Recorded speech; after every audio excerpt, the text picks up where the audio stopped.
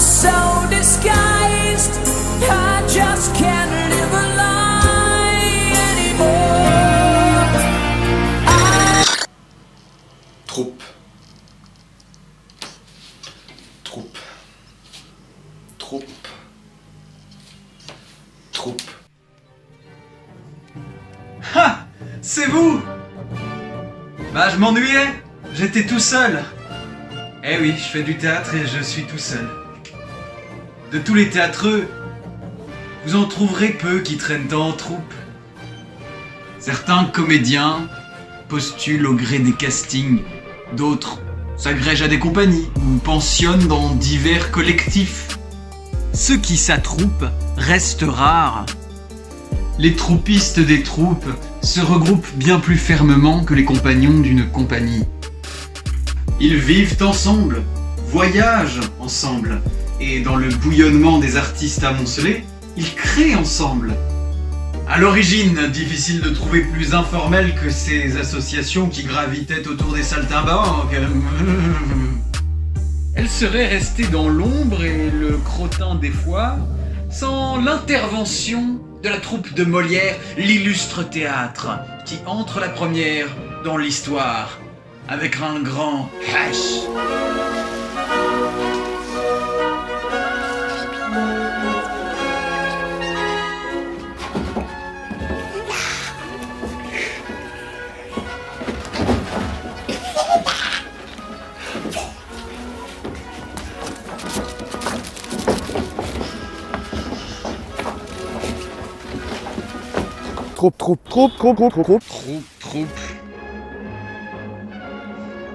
Troupe. Après un édit de Louis XIII qui met fin à la famille qui repose sur le métier de comédien, plusieurs troupes émergent de ci et de là pour séduire une aristocratie de plus en plus avide de divertissement. L'illustre théâtre, désigné par Louis XIV, y voit une opportunité pour consolider son projet versaillais d'asservissement des nobles par le divertissement. Molière et ses amis, sortant tout juste d'une décennie de virée en province, acquièrent une gloire inégalable. Les troupes concurrentes, héritées surtout de traditions italiennes, ne parviennent pas à s'établir durablement. Elles se forment et se dissolvent à l'envi, sans jamais surpasser le modèle classique qui peu à peu se construit. Sauf que Molière meurt. L'illustre théâtre, amputé de sa tête, ne lui survit pas bien longtemps. Les comédiens désordonnés s'éparpillent. Louis XIV, fier de son théâtre moral auquel tout s'accourt, décide de pérenniser son exploit en créant la Comédie Française en 1680. Il y saucissonne les quelques troupes qui ont réussi à se maintenir jusque-là. Les rubus de l'illustre théâtre, du Théâtre du Marais et de l'Hôtel de Bourgogne s'y retrouvent entassés sur nombre à devoir immortaliser l'œuvre d'un mort. Au fil des siècles, la Comédie Française se spécialise à monter des cadavres et confectionne peu à peu le fameux répertoire, une guirlande de reliques à dépoussiérer régulièrement. Troupe.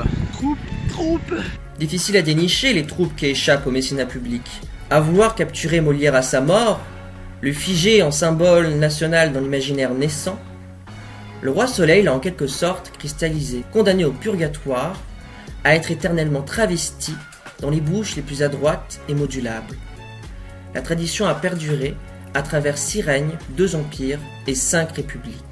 À la remise en question des excès prônés par Molière s'est substituée une tradition de la mesure, une célébration de l'inertie, une glorification de l'inaction. Un conservatisme a émergé qui a empêché pendant trop longtemps la remise en question des excès. Il faut attendre une ère de révolte et de contestation socialiste pour que le modèle moliérique trouve enfin son écho. D'inspiration marxiste et brechtienne, l'autrice et metteuse en scène Ariane Mouchkine semble suivre un chemin parallèle à Molière. Elle quitte également une école prestigieuse pour se vouer au théâtre. Néanmoins, elle jouit d'un avantage inouï, l'autonomie financière, qui l'épargne de fureter en quête de parrainage. Dès lors, elle a même de tracer son chemin librement. En 1964, elle fonde une société ouvrière, le Théâtre du Soleil, dont le modèle remotive l'organisation en troupe, trop longtemps dévalorisée par l'embourgeoisement d'un théâtre parisien individualiste et boulevardesque. Troupe. Et c'est là toute l'histoire des troupes telle qu'il est permis de la compter. Ces gens de l'ombre ne parsèment l'histoire de France qu'en s'approchant des soleils, que ce soit en profitant de la bénédiction du roi ou en s'inscrivant dans les ornières tracées par Molière et sa descendance, quitte à y rouler à contresens. Ceux qui ont voulu se tenir dans la lumière, se garder au chaud dans la mémoire collective française, ne l'ont pas fait sans dessein. La troupe de théâtre s'organise comme un miniature de la société sous la lueur du microscope. Dans la structure qui s'y dessine, on devine un modèle de valeur. Vivre en troupe, c'est donc une manière de vivre apprenée à toute la société. Troupe. Troupe. Troupe. Les premières troupes ne sont rien d'autre que des amas de parias à la langue bien pendue qui décident de s'associer pour rendre leur mendicité bien plus divertissante. Elles ne lésinent pas sur les farces grotesques et autres appâts bien grossiers pour dérider les plus austères roturiers. Comme elles dépendent de la générosité de chacun, elles sont dénigrées par tous. Par essence dépendants et serviles, les amuseurs ne trouvent d'égo qu'en leur pareil. Rejetées partout ailleurs, elles tirent leur force du nombre. Les troupes sont une famille que l'on choisit, où la naissance ne prédétermine pas les rôles. Seuls les inadaptés et les vagabonds sont assez mécontents pour se perdre ainsi. En tant que les troupes sont des structures parafamiliales, elles représentent un terrain d'expérience sociale infini. Troupe. Vivre parmi les comédiens de l'illustre théâtre, c'est côtoyer un drôle de père du nom de Molière. Du temps qu'il était encore appelé Poquelin, le jeune Jean-Baptiste, en s'alliant à la famille Béjart pour monter sa troupe, lie ses camarades par un contrat qui astreint les signataires à des règles précises. La hiérarchie y est clairement définie et des sanctions pécuniaires sont prévues pour les désisteurs intempestifs. Molière est régi en père aimant, prenant soin de sa troupe et la maintenant fermement sous son emprise. Troupe. Mais dans cette machine à taille nationale qu'est la comédie française, pas de place pour la fraternité. L'administrateur général, choisi tous les 5 ans par le président de la République, n'y gère plus une troupe, mais un troupeau. Selon une loi caduque de Napoléon, les licenciements s'y font de manière inopinée, arbitraire. Ainsi, les pensionnaires et sociétaires se retrouvent constamment sous menace d'éjection. Ils rivalisent d'émulation pour piétiner leurs voisins, sans toutefois sortir du lot. Ce broyeur à talent n'est guère qu'une façade de troupe, qui n'a gardé de son illustre modèle que la poigne délétère. Vivre dans un moulin pareil ne revient pas à animer le théâtre, mais à s'exposer comme un objet vivant dans un musée aux antiquités. Troupe. Ariane Mnouchkine s'oppose au patriarcat classique comme une fervente protectrice des valeurs démocratiques. Vivre dans la troupe du soleil est l'assurance d'un salaire égal à tous les autres membres. Ariane s'offre en mère aimante, qui non seulement assure à tous les enfants du soleil un traitement impartial, mais encore ne les contraint d'aucune façon. Ils sont libres de quitter le foyer pour les rayonner tout autour. D'inspiration multiculturaliste, l'ambition artistique de ce théâtre dépasse les bornes du roman national et prend source partout où le soleil puise de ses nuages. Troupe. Mais l'argent ne tombe pas du ciel. La troupe gagne sa soupe au prix de l'amusement du public ou de la bénédiction d'un mécène. En cela, le Théâtre du Soleil réalise un exploit rarement observé. Des collectes populaires sont organisées auprès d'amateurs, de sorte que les subventions publiques ne viennent pas gâcher l'affaire de leurs contraintes. A l'inverse, la comédie française, sur le modèle instauré par l'illustre théâtre, peut être instrumentalisée à loisir, selon le goût gouvernemental. La vie en troupe paraît intimement déterminée par la relation à un maître, loyauté ou défiance. C'est un écran politique ouvert sur le monde. Troupe. Le rôle de Molière est simple au demeurant, castigat ridendo mores. Il renvoie aux aristocrates récemment débauchés de leurs fonctions publiques par des bourgeois expressément formés, une image grossie d'eux-mêmes dans le microcosme scénique. Il éduque les nobles au ridicule, trace les contours de l'honnête homme, celui qui respecte les conventions et les limites à ne pas franchir en présence d'un roi. En l'installant à la cour de Versailles, Louis XIV n'a pas pour but d'élever un singe savant pour épater la galerie des glaces.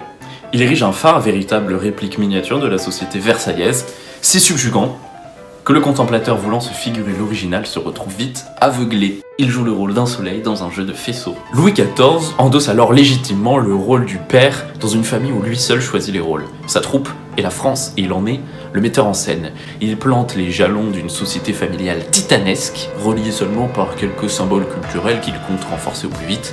La nation. Le théâtre moraliste correspond parfaitement aux mesures qu'il convient d'appliquer, aux ambitions démesurées des fraudeurs potentiels. Il impose l'autorité du père et la soumission logique et immédiate, nécessaire pour la correcte orchestration du spectacle quotidien. C'est de cette force morale hygiénique dont les futurs régimes n'ont su se passer et la comédie française n'existe qu'en ce but. Empire comme République ont cru bon d'enchaîner ces morales futures au nom de la propagande théâtrale, eût-il fallu apporter le répertoire classique aux provinciaux via le biais des salles de classe. Ainsi, pour la même obscure raison qu'il faille se comparer à une sorte de poulet croûté de Crète, il faut connaître son petit Molière, et au nom de ça, aller se déchiqueter le bout de gras. Une troupe est un instrument de recalibrage social, et lorsqu'elle subit une instrumentalisation politique au compte d'un grand seigneur, difficile de trouver la place pour la création artistique. La force de Molière tient en ce qu'il est passé maître dans l'art du musellement, et que la splendeur de ses pirouettes donne l'air de courber le dos. Monsieur Molière, Je pense, sire, qu'un roi, favorisé de la terre et des cieux, est le seul capable d'arbitrer ce litige qui survient entre la nature et les muses. eh bien nous allons favoriser les muses. Dupe de cette hypocrisie, la comédie française étouffe la sueur, la merde et les crachats de sang qui roulaient derrière l'illustre théâtre sous un cataplasme de faste et de bien-pensance. C'est pourquoi elle s'ouvre beaucoup plus facilement aux figures paternelles fortes et dominatrices, telles les Napoléons ou les maréchals Pétain. Ariane Mouchkine érige un modèle d'origine républicaine et démocratique, où la politique ne saurait se fonder sur l'autorité ni la hiérarchie, mais sur un appel à la réflexion sur le bien commun. La communauté est ici envisagée au sens large, internationaliste et frontiéricide. En tant qu'elle crée une troupe qui sert son propre intérêt au lieu d'un maître extérieur, elle invite les spectateurs à désirer une communauté nationale qui partageât cette volonté d'autosatisfaction commune, au lieu d'alimenter la libido dominandi de quelques vieillards névrosés. Elle remotive la troupe dans son sens le plus pur, une communauté non prédéterminée où chacun est à même de trouver sa place sans l'exercice de contraintes arbitraires. La troupe du Soleil est un kolkhoz théâtral qui offre un avant-goût de liberté au peuple. Cependant, Ariane Mouchkine achoppe sur l'exécution, car il est impossible de toucher autant de monde que son modèle pourrait séduire. Sous Mitterrand, difficile d'engager une entente.